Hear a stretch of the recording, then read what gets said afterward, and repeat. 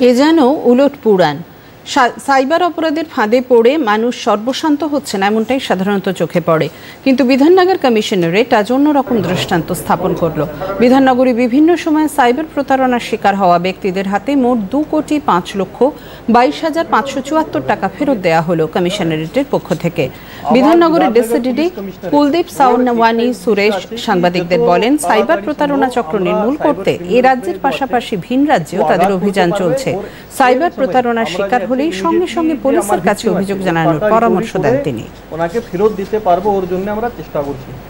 ওর জন্য আমরা আমার লার্নেড সিপি সাহেব আছে, ওনার নির্দেশে একটু রিকভারি সেল আমার সাইবার পিএসএ রেডি করলাম, যার মেন উদ্দেশ্য হচ্ছে যে সাইবার প্রতারণা হচ্ছে ওর মধ্যে যে আপনার ভিকটিম আছে ওর টাকা কিভাবে ব্যাংকের যে স্টেটমেন্ট আছে ওটা মেটিকুলাসলি অ্যানালিসিস করার পরে যেখানে যেখানে ডিপ পকেট থাকবে বা যেখানে যেখানে সম্ভাবনা থাকবে ওখান থেকে আমরা রিকভার করতে পারবো, ওখানে গিয়ে আমরা এসব রিকভারি প্রসেস করছি।